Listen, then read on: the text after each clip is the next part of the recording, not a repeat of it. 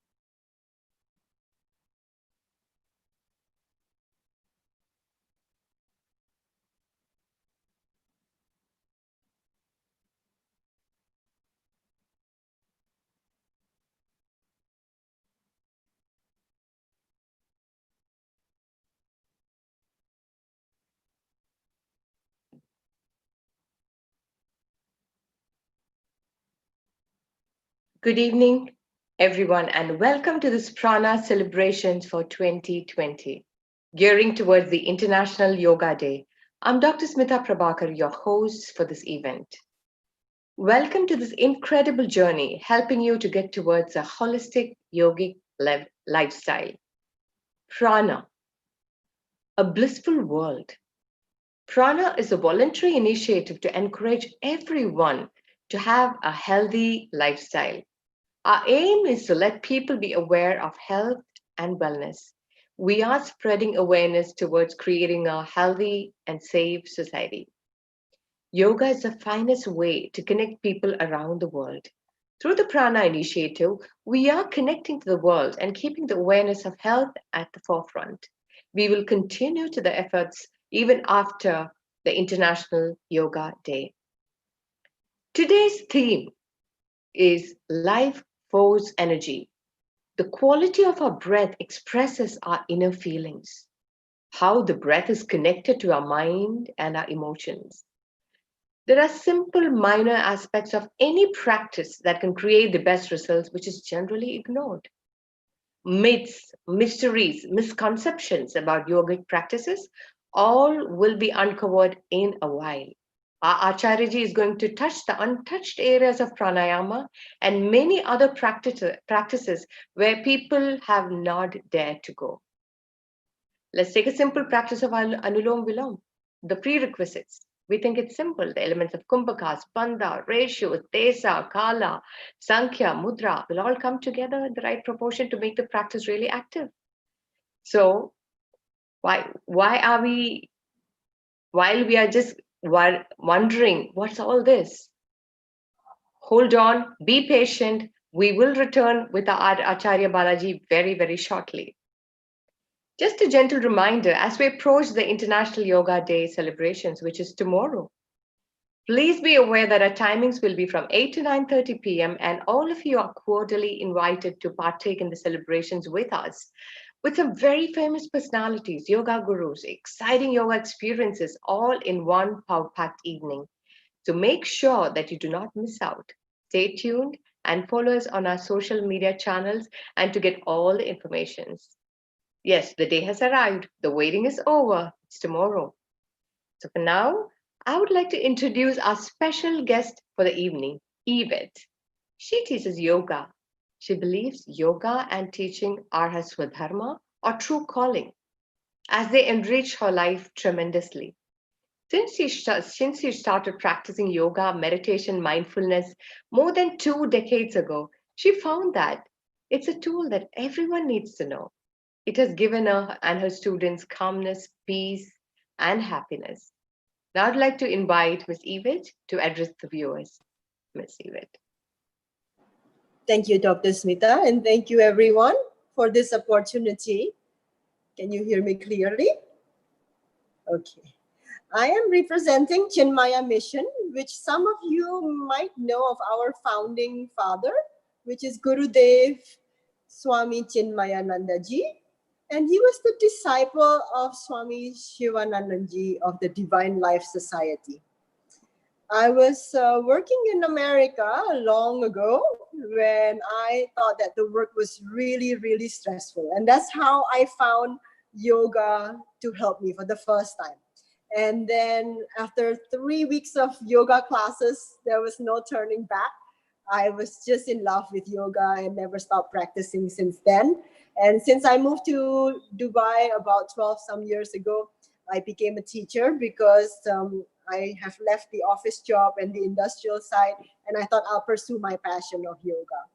And 20 years just went by just like that, and it's been a wonderful transformation. I give the credit all to yoga on the mat. It is really has changed my life, and I'm sure some of you, or actually most of you, may have found whenever you practice yoga, you come out always so peaceful and so relaxed and just much happier person. So yoga has taught me patience, and it gives me fulfillment. Few years ago, I had the opportunity to go to the Brahma Kumaris, and they taught me the Raja Yoga. And they taught me the higher purpose of yoga, which is being in union with the Creator. Now, learning about this yoga has brought me to seeking some more, a path to seek some more information about yoga. And I have been so lucky to be able to be part of the Chinmaya family in Dubai, which I get to learn about yoga as taught by Sri Krishna in the Bhagavad Gita. So I'm learning that, but I also teach my students yoga on the side. I'm working at the Dubai Ladies Club, and my favorite thing to teach is breathing. Most of my teachers have taught me that breathing is the most important thing. And I'm so glad that today the topic is about prana, because just teaching somebody to breathe, you will be surprised how many people does not know how to breathe correctly. So breathing and mindfulness, these are the two things that I focus on these days, because it is so important to manage the mind.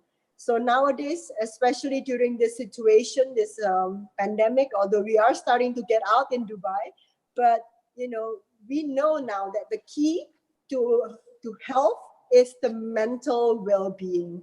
And I think only through yoga, and when you practice pranayam and you practice meditation, that we get to know more about all the aspects of yoga that yoga gets to offer. So I'm really thankful for this opportunity again, and I'm wishing you all happy International Yoga Day, and may you all find your practice outside of the mat as well as inside the mind be fruitful. Namaste, everyone. Namaste. Thank you, Ms. Evith, for your time today, for sharing with us the importance of a yogic lifestyle and why we should all imbibe that in our lives. Thank you so much once again for your time here. Now, before we commence the main event, let's start this evening with a prayer. Namaste. Om Samgacchadvam Samvadadvam Samvo Manamsi Janatam Deva Bhagam Yatha Purve Sanjanana Upasate. May you move in harmony, speak in one voice, let your minds be in agreement, just as the ancient gods shared their portion of sacrifice. Namaste.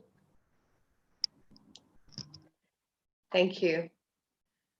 Now I'd like to introduce our Acharya for the evening, Acharya Balaji.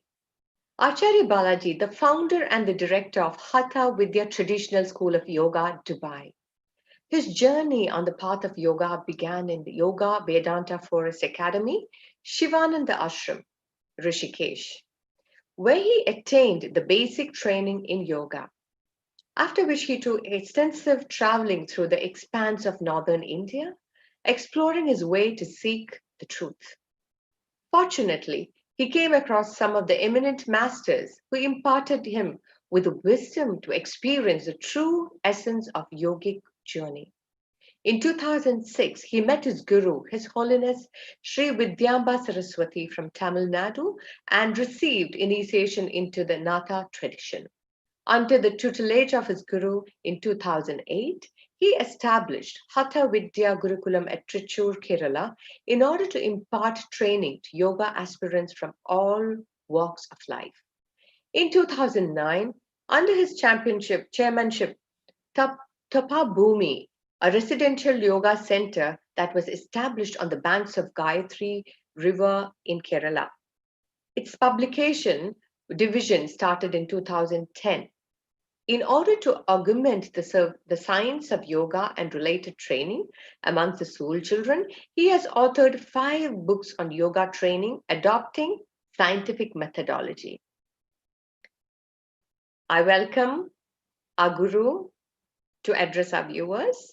And before we get into the main session, I think we will just address few concerns and the questions what people have about yoga and the basic practices. Acharya-ji, so I have some few questions to you to get started with. And meanwhile, I would request all the viewers to jot down their questions on the FB Live so that towards the end of the session, we can take your questions. So Acharya-ji, I have one main question. We have these common practices which everyone does, Anuloma Viloma. And what are the preparations and adjustments one should do to get the maximum benefit out of it? Namaste. First of all, I'll thank to Dr. Smita and the Prana team, giving me a wonderful opportunity to share on the basis of traditional yoga. Yeah, let me come to the question that Anulom Vilom is a very popular form of pranayama practice. When you start practicing Anulom Vilom, it's not just an alternative nostril breathing. It has several stages before getting into the Anulom Vilom. The first one, the proper sitting position. You have to correct the proper sitting position. Then secondly, you have to get a proper breathing awareness. Once you established in the breathing awareness, you can just move into Nadi Shuddhi. That's the cleansing the passages. That means the nasal passage and the pranic channels. Then only one can eligible to pursue the Anulom Vilom, alternative nostril breathing. So generally, if you take a Padmasana or a simple Sukhasana, both knees should be on the floor, firmly on the floor, and the back, neck, and the torso should be in a straight line, not in a 90-degree vertical line. You have to keep the natural curvatures of the spine. In tradition, it says Samakaya Shirogrivam. So you have to keep that natural primary and secondary curvatures of the spine, then sit straight. Then you can take 10 deep inhalation and exhalation, very slowly and deeply. With the eyes remain closed, then you can take deep inhalation and exhalation. So in that process, you can keep the focus on the tip of the nose and just observe the flow of the breath. When it's getting into the nostrils and coming out, you can feel the touch over the nasal orifice. So once you understand the touch, the cooling effect while inhalation, and when you breathe out, you can feel the warmth of the breath. This is a very important factor. Most of the pranayama aspirants are not following this. So in order to get a maximum benefit out of your pranayama or Anulom Vilom, you have to establish in the breathing awareness. Not only here, as in advanced practitioners, they can focus on the thoracic movements, clavicular movements, and abdominal movements. In yoga classes, we teach a sectional breathing to prepare for pranayama. Then the next stage is to increase the volume of the lungs. So some asanas are recommended. Apart from that, some Sukshma Vyayam, very subtle exercise, which the movements will create ability to get more volume to the lungs. That is essential. So some of the methods can be very useful to enhance the breathing quality. These are the prerequisites for a general practice of Anulom Vilom, alternate nostril breathing. So when we talk about pranayama, it is composed with 2 syllables, prana and ayama. So generally what we do some breathing exercise. We are trying to regulate the breath. Regulate the breath.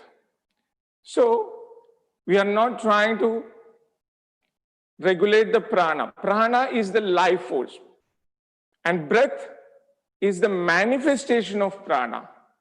So we can understand that pranayama, first, the regulation of breath.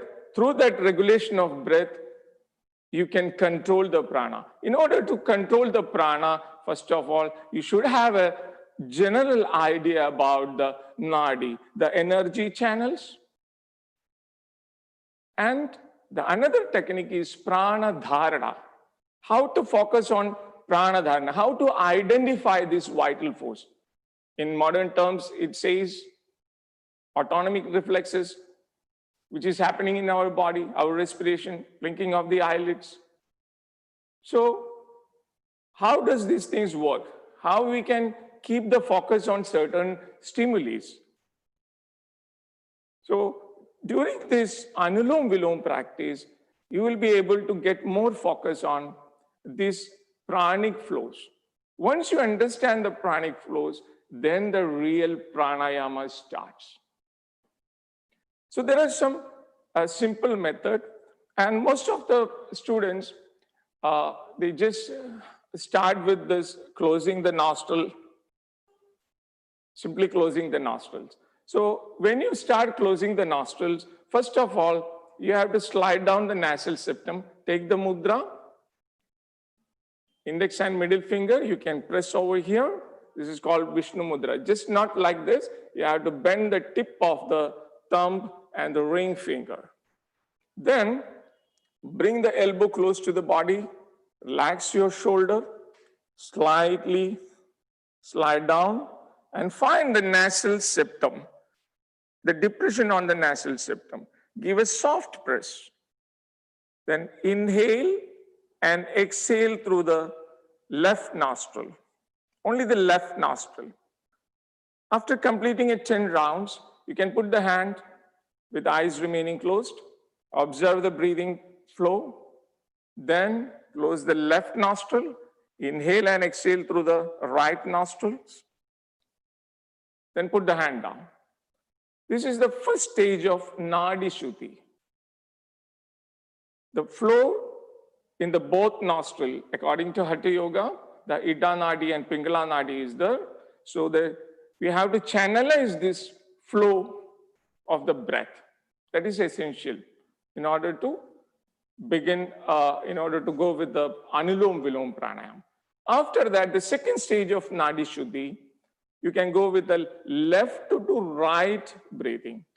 Inhale through left and exhale through right. 10 rounds. Then after that, again put the hand down, observe the breathing pattern, check whether it is free flow is there. Then go to the other, right to the left. Again, wait for some time. Keep the focus on the flow of the breath. This is the basic level to proceed to the Anulom Vilom techniques. Yes. Is there any questions? Thank you so much for this deep clarity, which a lot of people are not aware of. They just get started to do breathing. And this must be an eye-opener for quite a lot of people. And even to get prepared towards Anuloma Viloma, it's a process itself. Thank you for that clarity. Thank you, Acharyaji. And now coming to the second question, Kapalabhati, which is known as the popular practice, people say that it's pranayama. And as you mentioned that it's not a pranayama, it's a kriya, a cleansing process. Kindly share your insights on that, please. Yes, it's a contrary to the popular belief that pranayama, the Kapalabhati is considering as a pranayama. According to the Gheranda Samhita, the traditional text, it says there are three different types of Kapalabhati. So one is Shitkrama, Vyutkrama, and Vadakrama. So Vadakrama is the popular, that we are just flapping the belly. So it's if you are not taking much care about this practice, it's very popular and everyone is doing. And if you are not paying attention to certain areas of this practice, it will give a lot of adverse effect. For example, when you look at the natural breathing, the natural breathing pattern is inhalation is active and exhalation is passive. In Kapalabhati, what you are doing, you are simply reversing this process. So remember that your breathing is connected to the whole body system. Your emotions, metabolic rate, heartbeat rate, everything is connected to the breathing. So you are simply reversing it upside down. So you have to take a certain precaution before getting into the real Kapalabhati. So first of all, as we discussed that the backbone should be straight, keep the natural curvatures of the spine. Then you can start with the first stage as deep inhalation and exhalation. Like you have to bulge out your abdomen, then bring it in and out. For sometimes, once you get the focus on the below the navel, you can start single stroke. Generally, people jump into the, try to do more and more flappings at a time. So that is not a good idea. So we can go with a single stroke. So first you have to ensure that the rhythmic stroke and the force of that breath should be equal and forceful. And there should not be any kind of pressure on the chest region. In order to do that, you have to raise the chest region so you can feel a slight pull on the middle part of the abdomen, abdominal recti. Once you get this, then you move the lower abdomen only.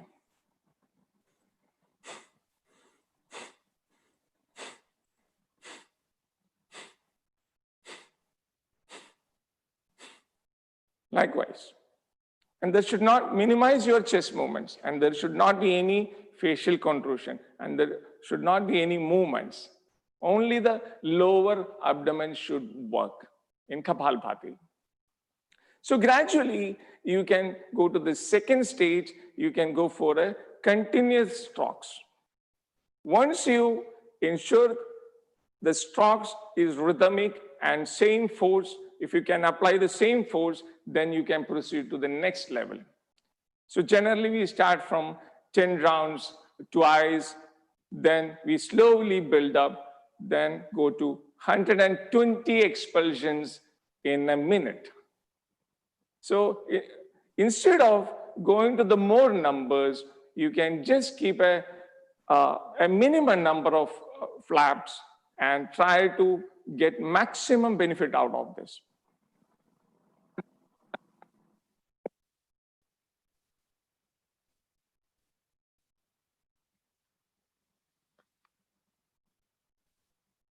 We are not able to hear you. Is it just me or?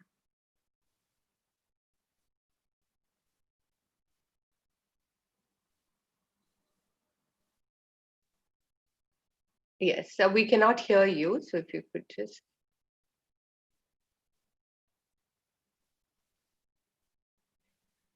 Viewers, please do bear with us. Some technical glitch.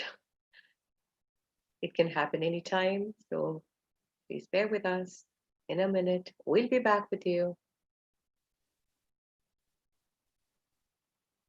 It's amazing, isn't it? We all forget about the small little nuances, the small little intricacies, which we need to be taking care of while doing all this. Now, I've even heard people are doing pranayama, but some people say, I'm doing pranayama, I'm doing all this meditative stuff, but why am I feeling short-tempered? Especially when people do certain kind of breath practices.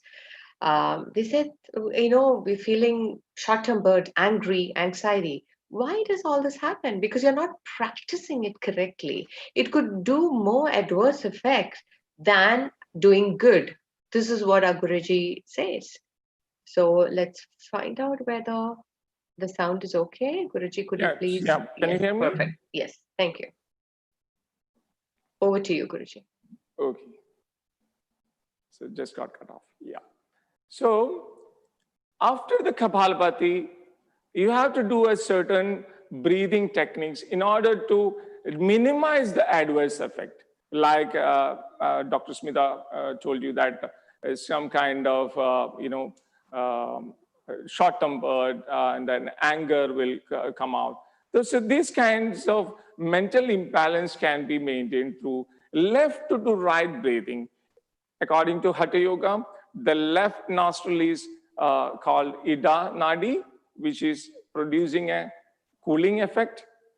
So you have to do left to right breathing to minimize the adverse effect of pranayama. If you are following with a Anulom Vilom continuously, then there is no need of this. So whenever you practice Kapalbhati, it's mandated to follow by Anulom Vilom or Nadi Shuddhi. Yes. Great. I mean, this information is very, very profound. And thank you for sharing this information with us. And one more last question before you get into the main practice to show the viewers how we can do certain, one of the main practices, what people regularly do. Before that, also, I want to ask one question. People always do group yoga session, group techniques of, Surya Namaskar, different techniques. But as you were mentioning that it's not something one size fits for all, right? It needs to be taken, a lot of things needs to be taken care of, even when you're teaching something in a group yoga teaching session.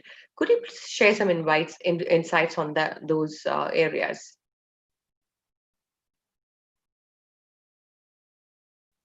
Over to you, Acharyaji. Sure, it's a good question. You see, generally we participate in group classes and everyone is doing the same patterns and all. It's in general, but as a yoga practice, it has to be done in person to person because everyone's body constitute is different. Some people's goals are different. So according to that, as a good teacher can make a tailor-made program for each student according to their goal, according to their body constitute, and of course, maybe the students might have some kind of limitation, like any ailments or something. It has to be considered before starting with the yoga practices, especially with the pranayama. Asanas generally doesn't make much problem, but the subtle practices like pranayama makes a little more. If it doesn't done in a proper way, it will gives you some kind of adverse effects. That is why, Guruji, thank you so much. That's why a proper acharya or guru is essential for anyone to get initiated to a pranayama or a yogic practice. Correct? Rather than just going in for a massive group session and a proper initiation, a guru's guidance and his blessings are very, very, very important, especially when you're getting into this yogic lifestyle and the tradition. Yeah, that's true. And The Could you please traditional share text some? always reminding this factor that it should be done under the guidance of an expert and not by reading something or watching something on that. It's better to take the support of a competent teacher. Great. Thank you so much, Acharyaji. One more question before we actually start the practical practices. Could you please let us know about the relevance of cleansing processes related to pranayama and shatkarmas, etc.? Over to you, Acharyaji. Yes, cleansing processes are mandatory before you commence into the pranayama. Because if the body has many impurities and the pranic channels is blocked with that impurities, the pranayama will not take place. So in order to cleanse especially the nasal passage and the respiratory tract, so we have to do certain methods like Jalanedi, Sutranedi, and of course Kapalbhati is one of the method. Also, there is one important practice is called Simha Mudra, which opens the entire tract. These are the essential for the pranayama techniques. And cleansing process, it's in a very vast, mainly 6 cleansing processes are there, but there are some sub-variations also available. It's altogether 25 cleansing processes are mentioned in the Hatha Yogic texts. So that is very important before commencing to the pranayama techniques.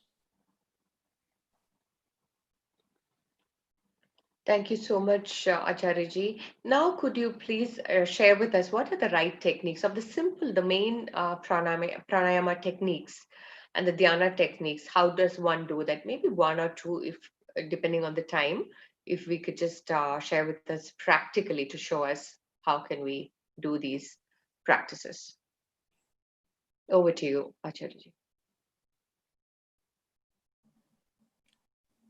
Pranayama, as we discussed before, we should keep a ratio. That is very essential because pranayama works on desha, kala, and sankhya. When we say desha, it means the region of the body, particular region of the body. Also, the place where you practice pranayama. The second is kala.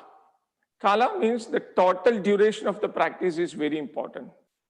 And the inhalation and exhalation ratio is very important. This is called kala. Sankhya is the total number of the rounds, the pranayama rounds. For example, if you take the left inhalation, right exhalation, right inhalation, and left exhalation makes 1 round of Anulom Viloma. When you apply the bandhas in between, that the first essential bandha is called Jalandhara bandha. It's a chin lock. I'll explain to you that because whenever you go for the Kumbhaga, the retention methods, Jalandhara bandha is very essential. Without Jalandhara bandha, pranayama may be a dangerous practice. In order to go for the Jalandhara bandha, the first stage, there are different stages. You can keep the palms on the knee and slightly raise the chest up. Then give a soft pressure on the glottis area. Like when you swallow the saliva, you are contracting this area. You can check with another method, like when you make a sound like you can see the fluctuation of this sound. So once you understand where to contract on the neck region, then take a deep breath, contract the glottis, bring the chin slightly down, and hold the breath in. When you release, Slightly bring the chin up, release the contraction, and exhale. This is the preparatory practice. So whenever you go for a retention, generally we start from 4 seconds for inhalation and 4 seconds for exhalation. Then slowly we build up the rounds, like suppose we start from a 10 rounds, then we go to the 12 rounds, then proceed to the 15 rounds, then go to the 21 rounds. Once the 21 rounds of Anulom Vilom is comfortable, you can go to the next level. That means 4 seconds for inhalation and 6 seconds for exhalation. Likewise, you can build up. So in order to change one set of practice to other, it will take minimum 2 weeks. And Hatha Yoga Pratibha is clearly mentioned about that. You should not hold the breath unnecessarily and not in a prolonged period without having much preparations. So they say, Yatho simho gajo vyagro bhaved vashya shane shane. Like you tame the elephant and lion, likewise, you have to bring the respiration under control. Otherwise, what will happen? Hanti sadhakam. They say hanti sadhakam. That means the pranayama will make you problems. So you have to gradually develop these ratios. Once the ratio comes, inhalation 4 seconds, exhalation 8 seconds. That means you are doubling the exhalation. It's a natural breathing process. 4 inhalation, 8. Then you are able to go for a retention practice. Whenever you start the retention practice, apply Jalandhara Bandha. First on the glottis, then bring the chin down. So you're applying 2 different kinds of lock in the same practice. Hold it for some time, as long as it's comfortable. Then slowly release the chin, release the lock, then exhale.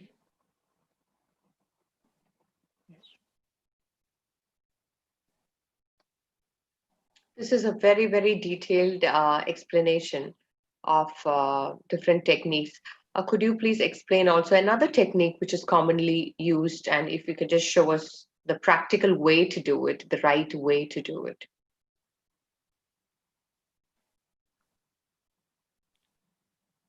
Over to you, Acharya. First, we have to take the mudra. People will ask that why we keep this mudra. We are closing the nostril, both nostrils. So it can be done easily with this instead of taking a mudra. So there is some philosophy behind it.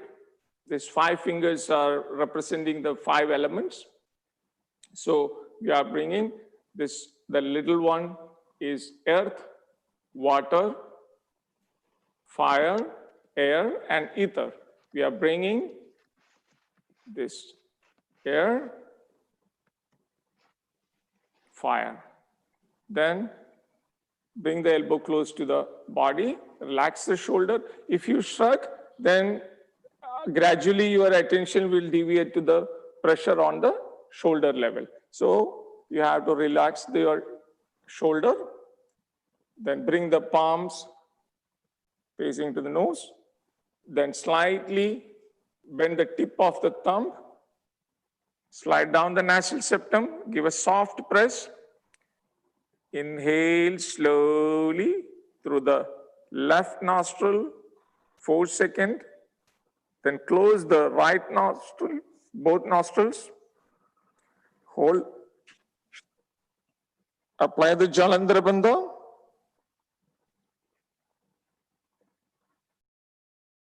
Raise the chin, release the contraction, then exhale through the right nostril. Again, inhale through the right, close the nostrils, apply the Jalandhara Bandha.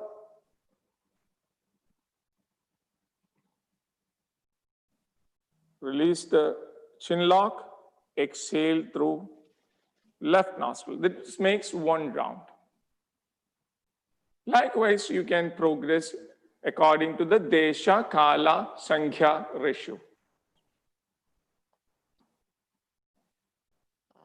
Yes, Guruji, even to get to this state, it would take some time for people to actually, get into the practice. So I think it could be very dangerous. People actually just go and just start breathing, saying pranayama. This is what I understand from, from your detailed explanation of this.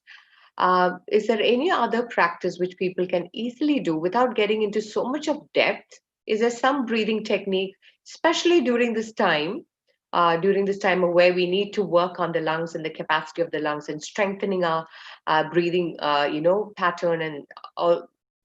What can you suggest, especially to strengthen our immunity through breath work? Some simple practices, if you could just share with us.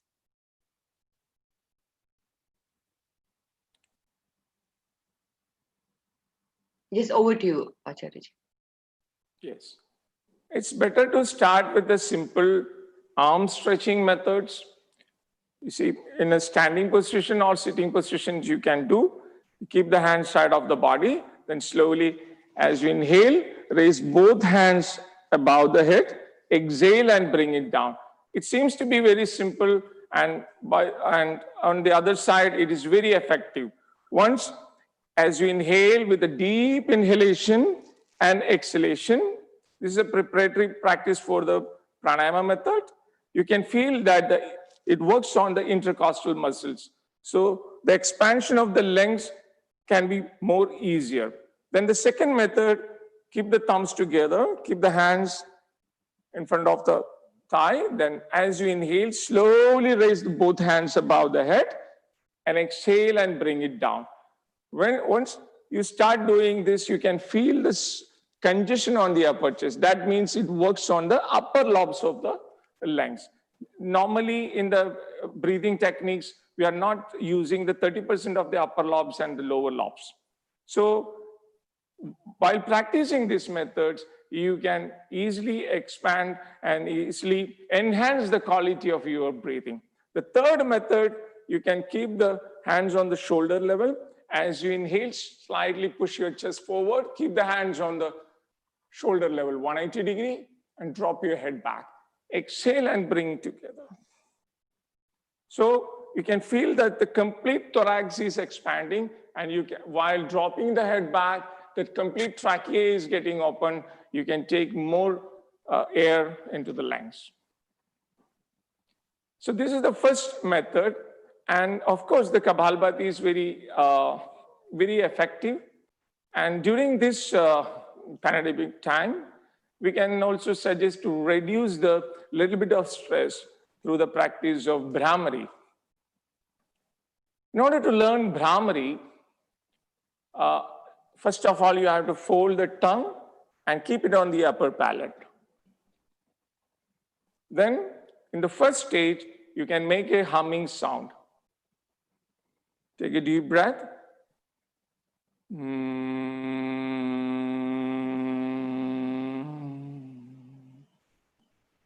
Try to prolong this sound without fluctuating. That is the first stage of Bhramari practice. Once you start getting enough length of this humming sound and without fluctuating it, you can apply the second method.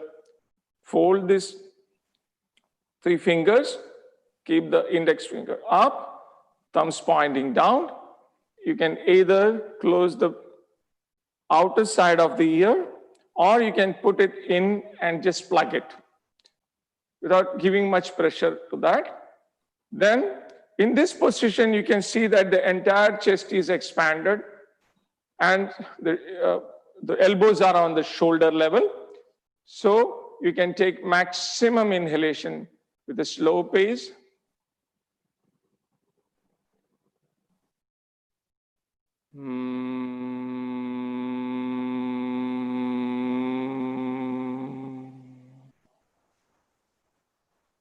Take a break in between. Observe your breathing pattern. Feel the reverberations. Then you can proceed to the second round. Slowly take a deep breath.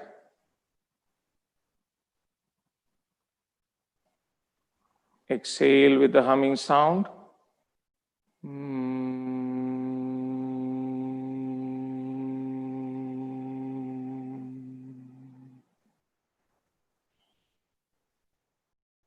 Feel the reverberations.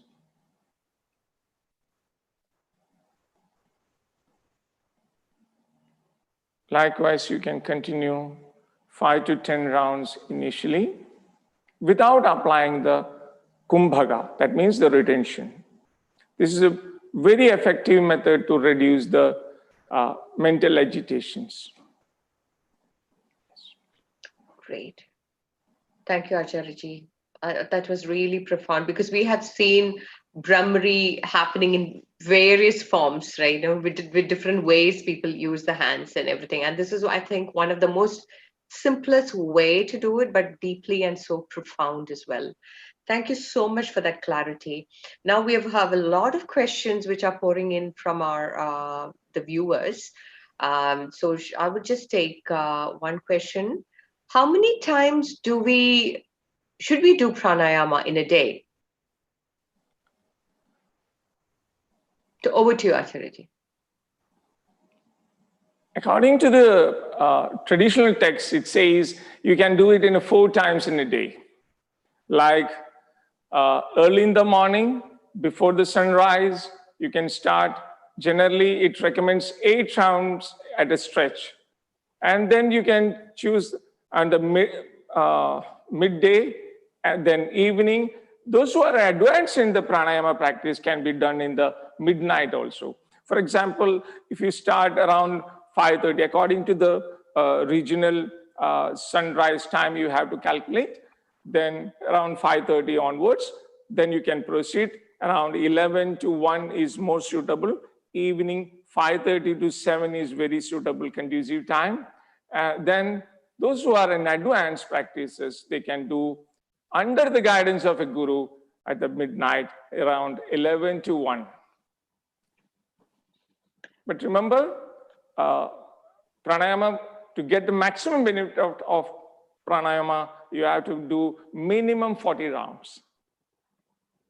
That's interesting information. But Acharyaji, how does one, when you're just mentioning about like doing it at midnight, when does one sleep actually? Like, you know, by doing pranayama, we've got so much energy. Like we're doing it at midnight, then we are doing at different times of the day. So how does the sleep work with this kind of a pranayama, doing it at many rounds and even at midnight as well, as you say? So how does it help with our sleep as well? When does one sleep? Yeah, that's a good question.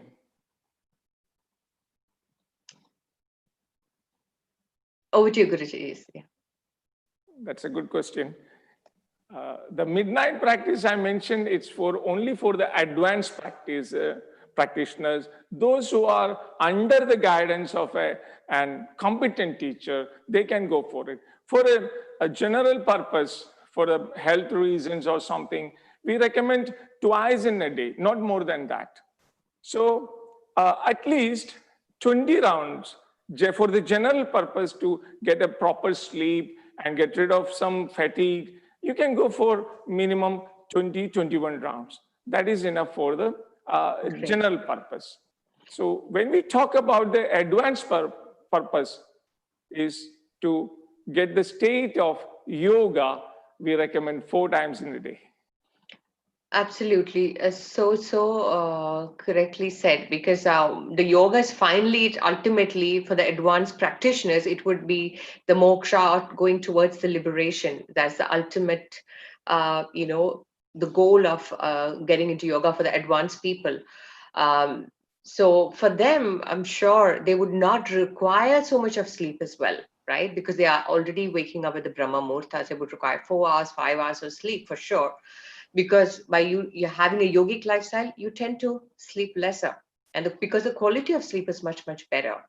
So thank you for that information. So basically for regular people, lesser amount, about 40 rounds, as Acharyaji mentioned. Thank you so much for that information, Acharyaji. And now we'll take the The next question, how to fit pranayama into our busy lifestyle? Over to you, Acharya. So those who are leading a hectic lifestyle, they can adopt the simple deep breathing methods or a sectional breathing. It can be done even if it is you are in an office or take a short break, and you can practice this deep breathing techniques. So this is very effective to switch on to one situation to another. It's very easier. The deep breathing is the first, and Bhramari is also very effective. If possible, left to right breathing, that is one part of the Nadi Shuddhi. This practice will make you more stable, more focused into your daily work routines. Thank you, Acharya. Especially during our work, what we have seen is that people are quite stressed if their bosses are getting angry. And how do they get to a point they do not react and they're able to just respond? So for that, what are the practices? Like if you're just feeling a bit of anger, frustration, anxiety, what is that they can implement immediately so that they can actually shift? What is the basic easiest way? Because at that point of time, we are not in in the mindset to think. So at that point, what is a simple technique to use so that you are in the better state of mind to respond? Over to you, Acharya. There is only one simple technique. It is just to prolong the exhalation. If you just prolong the exhalation while talking to someone or just focus on that, if you feel that you are getting agitated, you are irritated, so you can just simply deepen the exhalation, prolong the exhalation. Even the other person will not even notice that what you are practicing. This is a very simple and most effective method. That's so profound, prolonging the exhalation. Actually, I just tried it right now. It is really, really working very well to just increase your, handling your stress, or, the calmness. What you actually get it's really, really interesting, very, very deep. Thank you so much, Acharya, for that. Let me take the next question. How does the breathing affect our memory? Over to you, Acharya.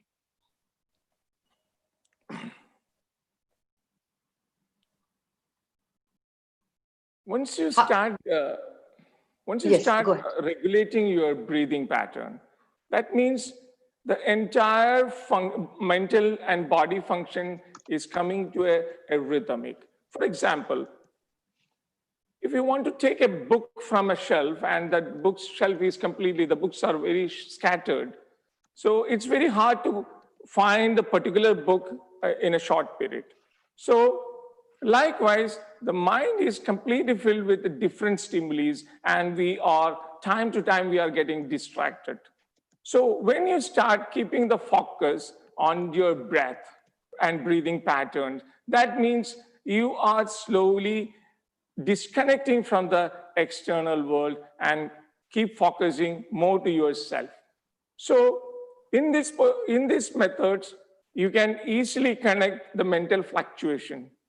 So in yoga, it says, chale vadam chalam chittam nischale nischalam bhave. That means whenever this prana moves or breath moves, because the breath is the manifestation of prana, and prana is connected to the mind. So generally what we do, layman, we're trying to avoid these unwanted thoughts. So it is most of the time it become futile. So what we do, we start from a gross level, little bit body movements, so you can control your movements in a very gross level. Then the next level, we take up the breathing techniques.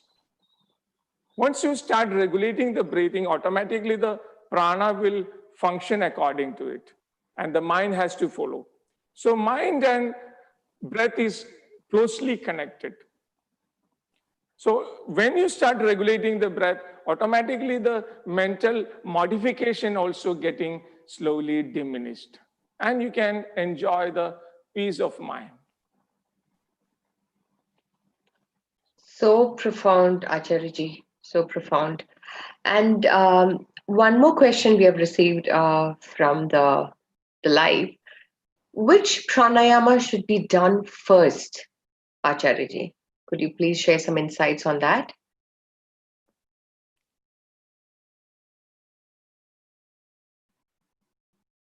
Over to you, Acharyaji. It's better to start from Nadi Shuddhi. Then Nadi Shuddhi is the very essential part of the pranayama practice. Then it is better to, for a general purpose, Anulom Vilom is the best. You can connect with the Bhramari also.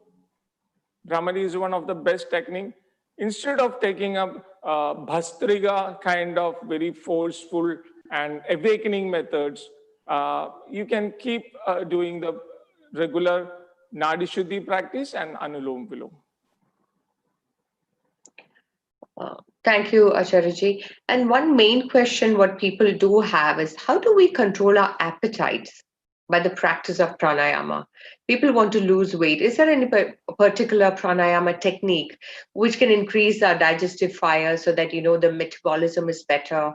Could you please share some insights on that? Because a lot of people have this concern. I mean, what can help in terms of the digestion and the food intake, controlling the appetite, etc.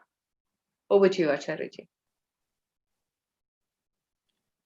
If you are practicing a proper pranayama techniques, it includes a kind of bandhas, that means energy locks, which will facilitate a reduction of this, the mental agitation. So the metabolic rate can be easily tackled with the breathing technique. When you slow down and go with a particular ratios, you can control your appetite, all the body functions. Sometimes you can see that the more agitated mind, the people get into so much in hectic schedules. They fail to eat more, or they will completely avoid the foodstuffs. So both is happening because of the mental agitations. Through the pranayama, you are reducing that mental modification. So it is better to go with some general Anulom Vilom along with the Bhramari. And if you can go a little more intermediate level, you can apply the Jalandhara Bandha. That is more effective. When you start working upon the lower abdomen, the pumping methods, it will increase the digestive fire. On the other hand, it will increase the appetite also, and people will tend to eat more. Great. So that's very, very interesting information.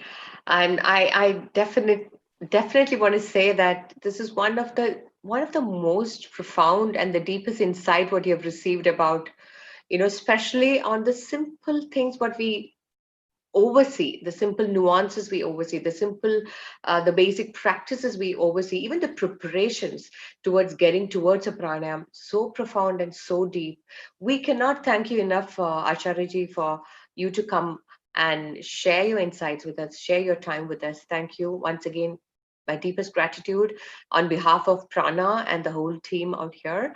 Thank you so much for coming by and sharing your insights, Acharyaji. Thank you once again.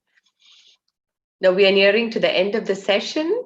I would like to remind you, as we are approaching the International Yoga Day, which is tomorrow, please be aware that our timings are from 8 to 9:30 p.m. and all of you are cordially invited to partake in the celebrations with us with some very famous personalities, Yoga Guru, and I just can't wait for tomorrow.